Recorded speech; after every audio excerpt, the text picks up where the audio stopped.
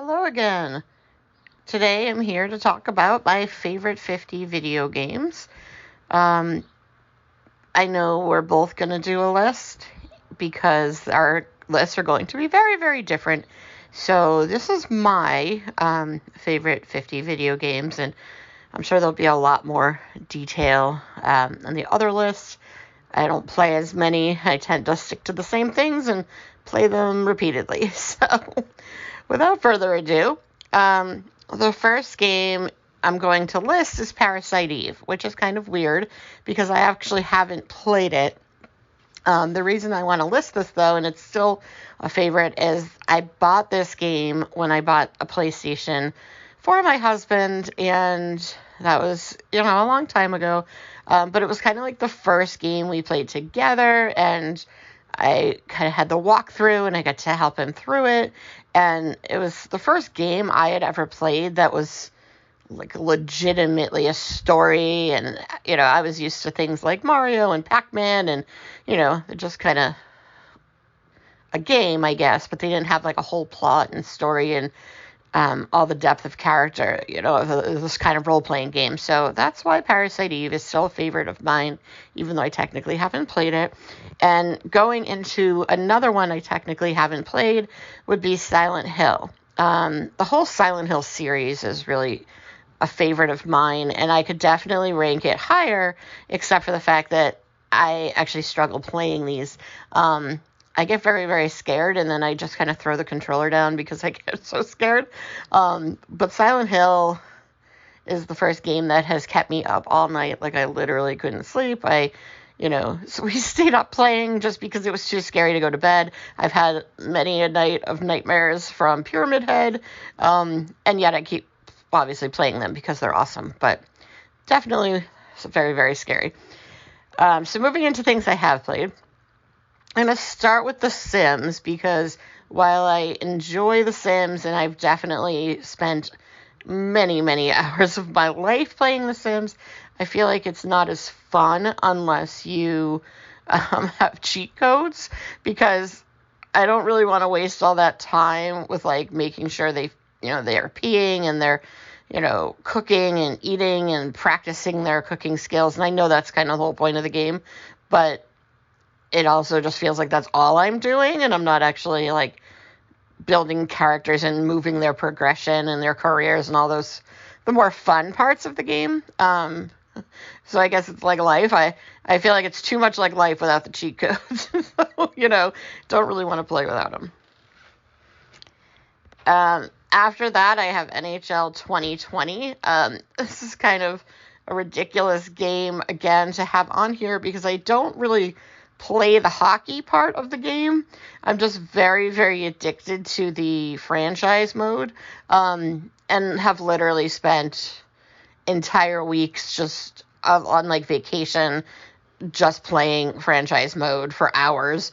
Not even a huge hockey fan. I mean, I like hockey. It's a fun sport, but I don't know why, but I find this very, very entertaining to me, even though I'm not a huge hockey fan and I don't really play most of what the game offers. But I've definitely sucked, it sucked many hours out of my life. And then I'm going to move into some of my like old school favorites.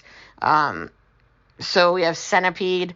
I'm not even necessarily that good at this game. I just really enjoyed it when I was younger. I enjoyed going to arcades, and I like how it has the little ball, and I would just, get very, very aggressive and, roll that ball really fast. And so it's not necessarily a very advanced game. There's not a lot to it, but it was very fun, and I used to love playing this at the arcade. After that, we have Tetris, which, again, there's not really a whole lot to say, but it's surprisingly addictive. I didn't really put like phone games on this list, and there's a lot of like those that are certainly time sucks, but not necessarily good. So I didn't really put those on there. And then Doom, the reason I include Doom is the first like real video game I played beyond, arcade stuff and Tetris and things like that.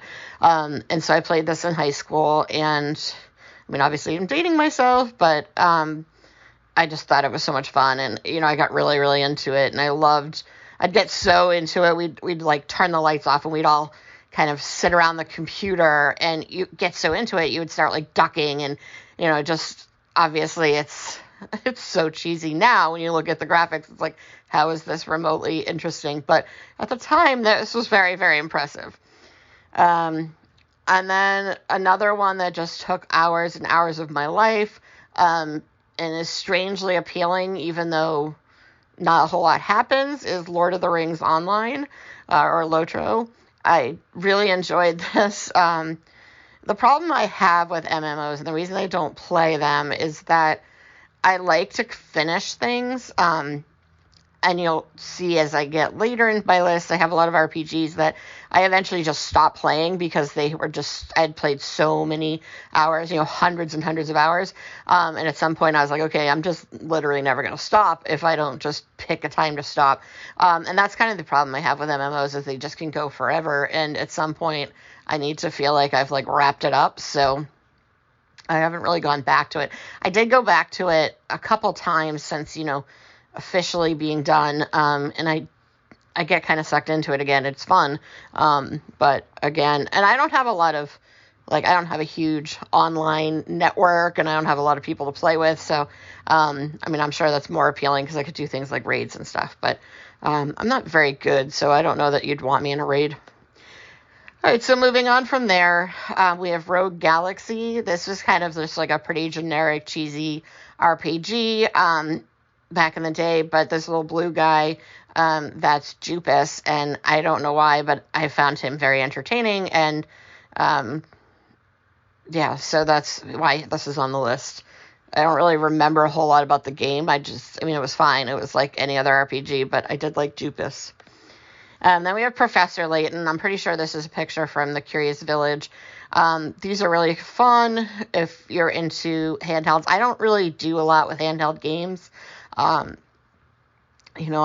tend to feel like I like the bigger screen, but the Professor Layton games are pretty fun. Some of them are actually like too hard. Some of the puzzles are just so difficult and you just get really frustrated. So if you're not one who likes frustrating puzzles, they can actually be way more difficult than you would think for such a cute looking game. And then this is an old school PlayStation game, called Juggernaut. It was horror storytelling. It wasn't survival horror or anything like that. It was more narrative, old school kind of point and click game, but creepy, a lot of like horror elements. I don't remember finishing it because I got so scared that this wasn't one where I just put the controller down and left the room because it was too scary and like left the game on. So this is why it's here, because I don't really remember finishing it. After that, I have Miss Pac-Man. I'm not very good at Miss Pac-Man, but when my husband and I started dating, we used to just play hours and hours of Miss Pac-Man. Even before we were dating, we were just like hanging out. And so it's kind of enjoyable because I remember like long nights just like sitting around playing Miss Pac-Man. So that's a fun one, even though I'm not very good at it. The Park. This game was actually not necessarily that great. I think it was free, so I wouldn't, that's obviously makes it more appealing. But it's actually, the mood was really creepy and it was very unsettling and it definitely stuck with me. And so even though there's not really a lot to it gameplay wise, it's very narrative. You just kind of move from one point to the next. There's not a lot necessarily happening. It's pretty creepy. So if you want just kind of like a short, I'm pretty sure it's free, creepy game, it definitely has a mood that's good. This one, I put the name on here even though it's there in case you couldn't read it. It's Oxenfree. This game was really fun. Indie game, had a lot of like complex elements, a little bit of choice, not a ton, but some choice elements, and just pretty interesting, the like style of it. Obviously the art's a little cool, and for, a smaller indie game, pretty appealing. So that one's fun. I'm going to move into there's a couple of games that I have on here that were from kind of back in the day when I actually seemed to have more friends. All our friends now are like grown up and they all have kids and, like are being mature and, adults, unlike us. So, so one of them was Buzz. This was a really fun quiz game for PlayStation. Definitely fun if you have a group of people and you have access to that game. And then Murdered Soul Suspect, I just enjoyed. It was creepy. Kind of an interesting premise. You kind of move around in between the souls of different bodies and to do some of your detecting. It's kind of neat concept. Kingdoms of Amalur Reckoning was really fun, pretty classic RPG, high fantasy. Kurt Schilling made it, and I'm not a big fan. Well, he didn't make it, he owned the studio, and I guess I don't know, there was some like drama and politics and stuff there, so I feel kind of bad for anybody who was involved in it, because it, probably should have done better. Pretty good game, minus all that, though. Then Outer Worlds, again, pretty classic RPG. Really, I like the gameplay of this a lot. It has a lot of, it's Obsidian, so it has a lot of elements from, Fallout. But, I feel like this kind of just went under the radar, is more than it should have. I mean, it wasn't, totally, nobody knew about it, but it wasn't as popular as I think it should have been. Then we have Shadow Hearts. This is a really old school RPG. Pretty cool, unique concept. You had to spin a wheel to see how you did. So it had that sort of D&D kind of dice roll element. That was a pretty fun RPG. The ABC Murders. This was just a pretty cool detective game where you follow. You're essentially. I don't know. I never can say his name. I don't know if it's Poirot, from Agatha Christie. You're playing as him, so that's fun. Kingdom Hearts 2. This is pretty high up, just because I get really frustrated. There's a lot of platforming elements in this game that irritate me. So yeah. And then also I really didn't like the new Kingdom Hearts, and the first one's okay. So this isn't a series that necessarily I loved, but I did like the second one. The Wolf Among Us. This is one of the Telltale games. I love the Telltale games. Pretty much all of them are great. The Batman one's really good. Walking Dead, obviously. But Wolf Among Us was really interesting. It's based on the Fables comics. So this was, I just felt pretty unique. And I kind of wish we had gotten more of this. I think there was supposed to be another series before, I don't know, Telltale kind of just collapsed. Catherine. This game is very fun, very unique. Kind of, I mean, it's inappropriate, so you definitely shouldn't be playing it if you're under a certain age. There's a lot of adult elements, but one of the most frustrating games I've ever played in my life. Definitely a controller thrower. So Firewatch, really fun, kind of narrative game, has a very sort of ominous mood. I mean, I guess it's called a walking simulator, but I liked it. It's a pretty good game. So, Lost Odyssey. This is just a really enjoyable RPG. Beautiful. Pretty ahead of its time in terms of graphics and visuals. So, a lot of reading, though. So, there's a lot of poetry and story that is told through literal stories and text. So, be prepared. I actually had to get a different TV for this because it was early in the early in the Xbox 360 world. So it's pretty, it's pretty dated, but at the time, the TV, I needed a more high def TV because I couldn't read a lot of the text. So this is GoldenEye. Obviously GoldenEye is classic. It's pretty high up in the list, I know, but there's reasons I'll kind of point out later. But also we don't have a lot of couch co-op time anymore with anyone, so that kind of loses some of its joy. I do wish there were more couch co-ops, couch co-op. This is competitive, obviously, but I do wish there were more of local co-op and local multiplayer. And speaking of that, A Way Out is couch co-op 2-player. It has to be played with 2 players. Very fun, really great way to if you have, a spouse who likes games, or a partner, or just a friend or roommate, really fun way to be able to do that. And there's just not enough couch co-op games. Final Fantasy X, loved Final Fantasy X. It's a great one. I thought I had a Final Fantasy 12 picture. I guess not. But Final Fantasy 12 was actually the first one I played. I really enjoyed it. But Final Fantasy 10, I think the story is just so fantastic. LA Noire, if you haven't played this is a really fun detective game. Pretty creepy in parts. When you're in the homicide division, you get to investigate the Black Dahlia murders, so that's really interesting. A lot of different types of crimes, so that's cool. You get to, arson and murder and vice, and so you get to be in different departments. One of the flaws with the game is, they put, I think homicide is, second or third, and it feels like that would be what most people would, be excited to, in terms of investigation, that seems like that would be the most interesting for people. But the way the plot works, it's not as important to the plot, but I do think that is my probably only gripe with the game. Another Telltale game, the Game of Thrones games. I'm just obsessed with Game of Thrones, so obviously a Telltale game of it was fun. I enjoyed it. Wish we could have had more, but again, Telltale's not around anymore. This is from, I think, Sherlock Holmes Crimes and Punishments, but the Sherlock Holmes games are just great.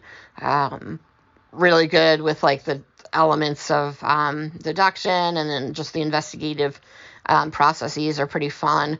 There is, some fighting, but it's pretty much, minimal. So if you're not great at that, you're not going to be, in trouble. But I think the newer ones do have a little more, action. If you are offended, I would not recommend playing South Park Stick of Truth. It's incredibly offensive in parts, but it's also so much fun to play. Even if you're not a South Park fan, I mean, you just have to get over the fact that it's South Park, so it's going to be offensive. But the game is just really, really fun to play. Really fun RPG. Definitely recommend this game if you're not a sensitive person, because if you are, don't play it. Persona 3, obviously, this is high up because for the Persona games, but it's the first one I played, and I just love the Persona games. They're everything I want. You get the elements of the social stuff, so some of the elements of The Sims I did building relationships and building your skills, and then you use that in your RPG actual fights.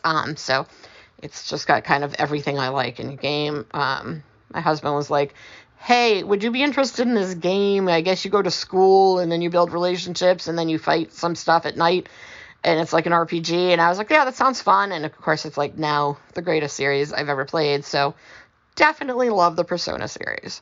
Then Until Dawn, which is pretty much something I've wanted my entire life. I grew up reading those Choose Your Own Adventure books, and now it's a Choose Your Own Adventure video game. It's basically an interactive movie, but people can get killed off. You can accidentally kill them, so, be careful. But this is a really fun game. Fun if you have, a group of people, too. And then they had those shorter versions, which were really fun. I can't remember. Dark Pictures, I think. And I've played a couple of those. I actually have. The rest of them. I haven't gotten to them yet. So, Perfect Dark. This is why I put GoldenEye higher. I think Perfect Dark took everything good about GoldenEye and just made it better. You can still have the competitive 4-player. You can still play couch, local multiplayer, but you can also play co-op against sort of Sims, and I think that's just really awesome, because sometimes, it's fun to, go after your friends, but sometimes it's fun to just be on the same team. And if you have friends who are, not as good as other friends, it tends to be oh, let's all gang up on this one person. So this is nice because you get to be on the same team. Mass Effect, I just really enjoyed this game. Really great role-playing game, a lot of depth. It's one of the first games that actually has real consequences to your choices. As you can see, I have a lot that I like, they're your choices, or that you can affect the outcome. This and Until Dawn and stuff, you actually can get people killed, especially in Mass Effect 2. So Bioshock Infinite, I love all the Bioshocks, but this was the first one I actually played. I watched my husband play Bioshock. I think the first one has the best story, but this is also a really, really fun one. And also just the visuals and the mood and the setting are just great in the Bioshock games. Fable 3, I love the Fable games. Again, these are traditional role-playing games, so pretty fun, though. They have, like, some unique elements, and, definitely recommend those. Gone Home, what I love about Gone Home is that it's super creepy at first.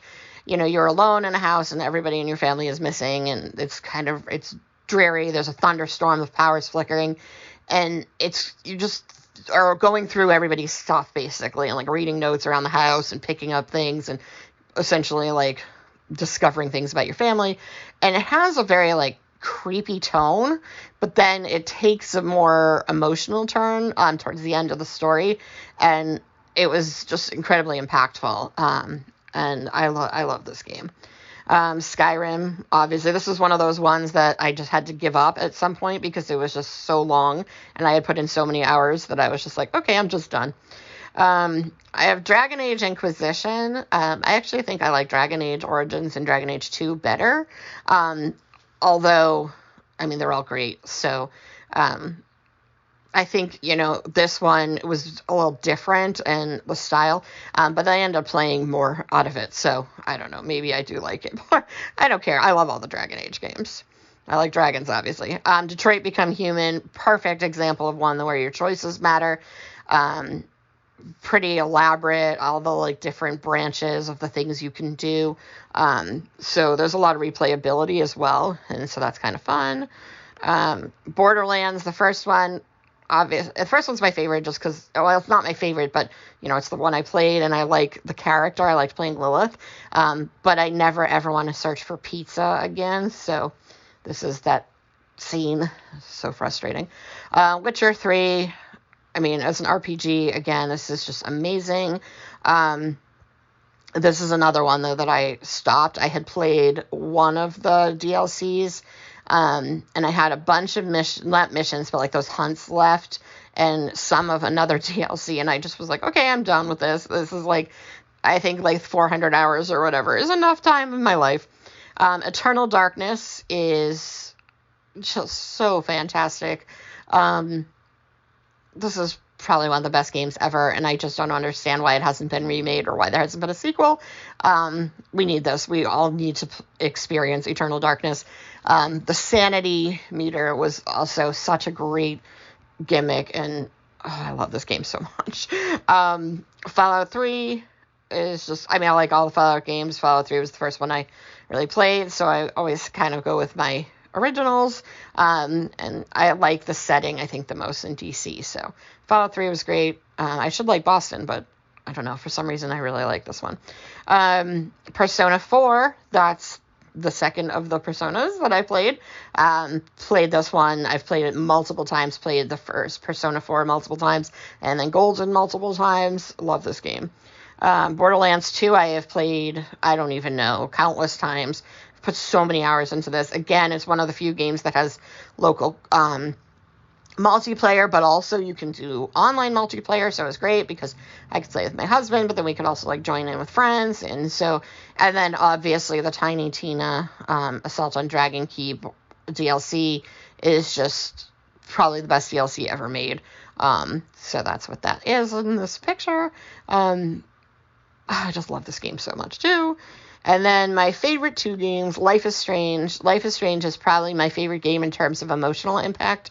All of the Life is Strange. I've only played this one and then the Before the Storm. I've started Life is Strange 2, and then I have True Colors, so I haven't gotten to those yet. I'm just, like, so attached to Chloe and Max, and Rachel. But I do love these. I've played them multiple times. I don't tend to make different choices, though, because I'm just very attached to the characters. But very emotional, very impactful. And then my favorite game of all time, I'd have to say, is Persona 5. I really debated between this and Life is Strange, but I've played this game so many times, and I just keep playing it, and I can't stop playing it. And I feel like if, like, I just, like, looked over at my PlayStation, and it was sitting there, and I'm like, oh, well, actually, I'm thinking of playing it again anyway because I haven't played it on Xbox, so I haven't gotten any achievements for it. So even though I've played it, I think like 4 times on PlayStation, I'm going to probably play it again, at least one more time. So, yep. So those are my favorite video games, and I'm curious what yours are. If you've played any of these, if you like any of these, if you have any recommendations based on obviously the types of things I like, I'm always looking for like something I may enjoy. And then I'm sure my husband will have his list. All right. Bye.